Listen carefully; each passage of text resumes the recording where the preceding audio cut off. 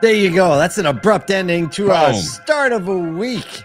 It is May 5th, Cinco de Mayo. This is the Automotive State of the Union. I'm Paul J. Daly. It's Kyle Mountsier. Today we're talking about Warren Buffett going goodbye. Kind of surprise goodbye from Warren Buffett. Wow. Owns a couple of car dealerships if you didn't know. One or two. Also, he's old, so. Also, he's in his 90s. He drinks 4 Coca-Colas a day, so which makes him my hero. Also, he and his next 7 generations are going to be just fine. So funny, he's giving away 99% of his wealth when he dies. He said something like that, which is still leaves a couple pennies left. Couple pennies in the hopper. I know, but it's still a lot. Look, all eyes right now on ASOTU co-presented by Reynolds and Reynolds and Goobagoo. It's coming in hot. A week from today, our team will be on site in Hanover, Maryland at the Live Casino Hotel, setting up, packing swag bags, getting everything ready for our Tuesday welcome reception. And, Tuesday people start rolling in. It's not too late to get your tickets. Go to ASOTUcon.com. Make sure you get your tickets. Plenty of hotels right there within walking distance of the venue. Easy to fly in and out of either BWI, DCA, IAD, any DC airport, or BWI is closest. Get your tickets now. Check out the sessions. Let's talk about some sessions, shall we? Let's do it. Let's do it. Yeah. These are some main stage sessions I think we're going to talk about today. The main stage is just straight up packed. It's hot this year. It's hot. Boy. Yeah, it is. Yeah. I'm excited. So we've got I've got Ryan Rohrman, Jeremy Nowling, and then Jade Terraberry and Noah Lee from Cox and the Rohrman Group. I'm just going to throw this out there. This is all I'm going to say. They are going to drop 2 stats that will literally have the audience gasp. Oh my gosh, you already got this? I know the stats. Dude, you need to make a LinkedIn post that says this. This session is going to drop 2 stats that's going to make the audience gasp. That needs to be your next post. I don't even know what they are. Jeremy was telling me he was telling someone these stats, and they were yelling at him over the phone, telling him there's no way that that's even real. Oh my gosh. Yeah. Okay. Little drama on the main stage this year. Let's throw that slide back up, Nathan. The other one, the innovation feedback loop. This one featuring Danny Zaslowski, Brian Benstock. He's got something to say. Patrick Abad, you know him, and Dinos Constantine, whom a lot of people also know. Very thoughtful and insightful all the time. Yeah. Basically, Kyle's going to moderate this panel, but the premise of it is that this collaboration between dealerships and dealers, general managers, and industry partners is actually the most important relationship in the industry, because the innovation that starts on the front line needs to make it to the industry partners so that they can then begin to build, give insights, provide data to the solution, and how that actually rolls around. So at ASOTUcon, we are not interested in product pitches. We are not interested. They're important. They're a part of the event. Yep. But the core relationship that we're interested in is based in this spirit of collaboration where everyone truly is listening to one another and building the thing that the other person needs.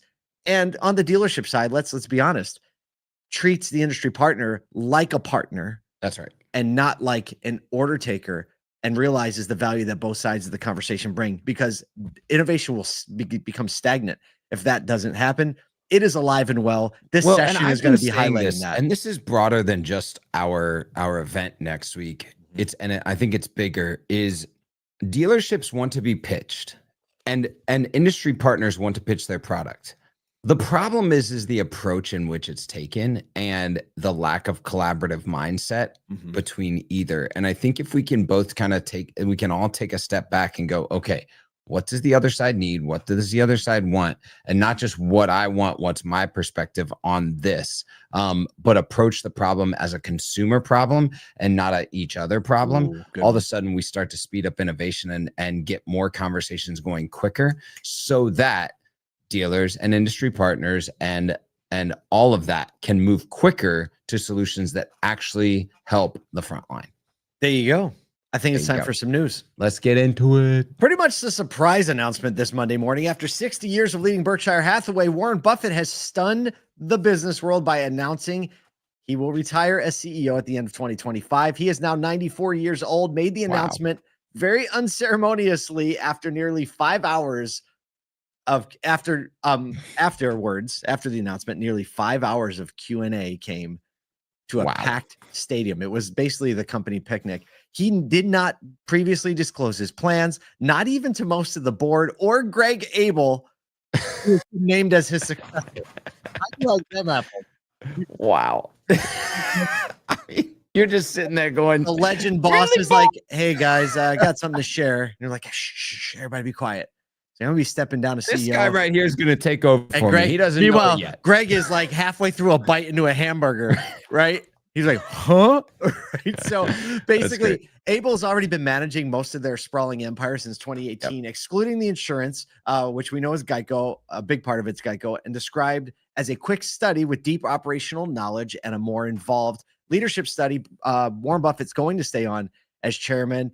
In the investors and analysis agreeing nobody can replicate Buffett's investing instincts or the brand equity, but they do say Abel will be able to make would make a huge mistake trying to be Warren Buffett, and he knows it. So I think we have a lot of examples of that. Let's see, we got some numbers here, and then we're gonna get some commentary. Buffett leaving behind a company with 189 operating businesses, 264 billion in stocks, 348 billion in cash, along with a very trust-based culture. Berkshire Hathaway Automotive, right? This is how it relates to auto industry. One of the group's largest units continues to play a key role, contributing 65% of the company's retail revenue, with over 100 franchises in 12 states. We know they bought the Van Tuyl Group. His final remark before exiting the stage was vintage Buffett. He said he thanked the crowd and disappeared backstage, leaving investors both in awe and reflection. So good. The crowd erupted into applause, by the way. I absolutely love this. This is such a strong power move. First of all, we know this guy. We know that Warren Buffett is actually a car guy. Like, he's not just an investor. He's actually a car guy, because only a car guy would work till they're 94 like this, right? That's it. Like, you wouldn't be some SaaS entrepreneur working till you're 94. No. All them trying to retire, right? Yep. So true car guy. I've gotten to know a little bit of the Berkshire Group just because of my relationship with the marketing team there, and it is a savvy group that is they're not like buying duds, right? No. And so, like, a guy working till he's 94, handing this off to someone that's obviously been operationally sound over the last 7 years.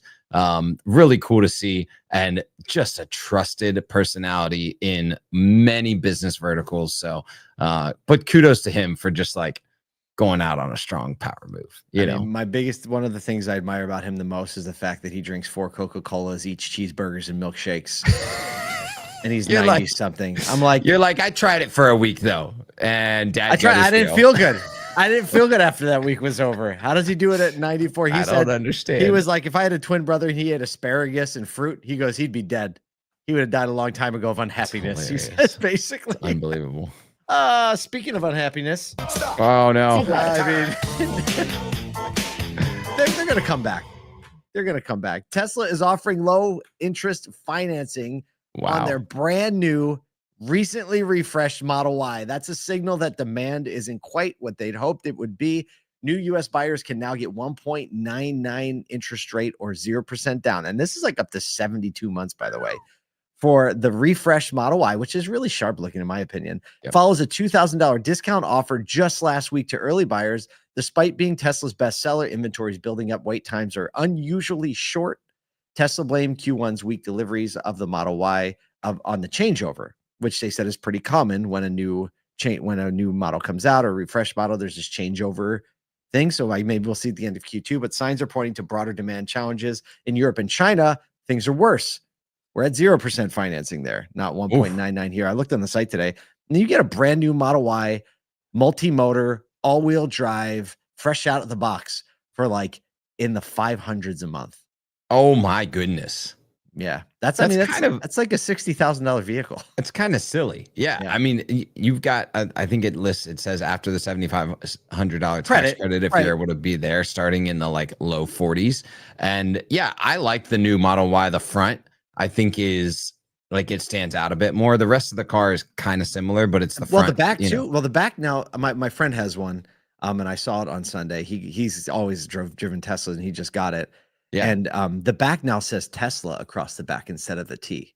Oh, does it really? It says Tesla in there, their Tesla logo. So the back is definitely coming off with some little vibes as well. But interesting. I mean, this is just another indicator of a company in struggle mode. Yeah. And what do? The same thing all car companies do. They put out incentives, right? Cash incentives, finance incentives. Move some traffic. Yep. 1.99. Why not go for it? I mean, it's tough to beat. Tough to beat. Some good financing deals these days. Yeah. That really gets you. I mean, it honestly gets you go. I think financing deals get people moving way more than like money off. Even if it's the same dollar amount. If I see 0% financing, I'm like, I'm you move a little bit quicker. Getting over on somebody. You know what's funny? Actually, like taking the rebate typically for most purchasers, because they aren't looking at a 6-7 year ownership period, taking the rebate is actually a better option because it doesn't hurt you with negative equity over a 2 to 3 year timeline. Oh, that's wild stuff. Wild stuff. Segue. Thought this was a good way to wrap up the day. We've been following the story of Harley Davidson's electric offshoot LiveWire for a little while. They are for a while since they started. Literally, yeah, like when they announced about it. Starting. Yeah, they are facing some serious headwinds now, with sales collapsing and losses piling up, raising real questions about the brand's future. LiveWire sold just 33 motorcycles in Q1, down 72% year over year. Staggering drop for a brand once aiming for 100,000 units annually by 2026. That ain't gonna happen. The brand earned only $3 million in revenue, but posted a $20 million operating loss, meaning it lost about $606,000 per bike. Goodness.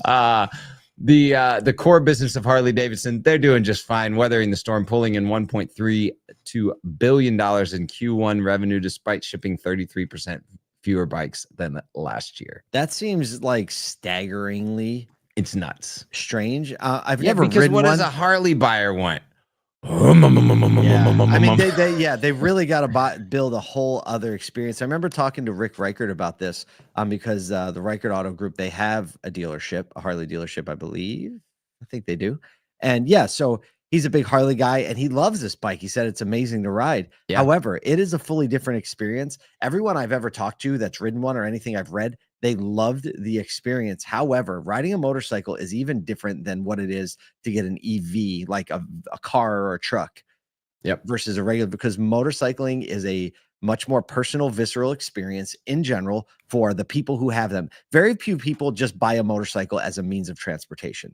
They buy it as an expression of their personality. So I think that's coming off. It takes a lot to build a brand. I think the electric nature of the whole adoption curve, the economic trends, motorcycles are oftentimes a nice to have, not a need to have. So I think there's a lot of headwinds here. I hope the bike doesn't go away, but I think they're definitely going to have to shift the strategy when you're selling one bike nationally every 3 days. Yeah, this is Q1, right? And just a couple weeks ago, we talked about the announcement that a lot of police forces are leaning into this LiveWire. I think that, it's same with all EVs. They're going to figure out more commercial applications sooner than going into the retail environment. But we'll see if LiveWire can go quick enough into commercial and if there's enough need for it. Whether like police forces all across the US start moving to something like this could be interesting. I will say that very few people where I live think about motorcycling in Q1, period. That's true. I mean, if you think about it, you're like, man, it's like a Q2. It's a spring deal, In the Northeast, you're like, I remember when there used to be roads without snow in them. Remember that time? I think I used to ride a motorcycle on them. Remember that one time? You just forget by so Q1. So we'll see what happens at the end of Q2, but we're really pulling for the brand and hope that the bike comes back in. It's a really cool addition. And there's probably going to be a lot of opportunity on the used market if you want to try one.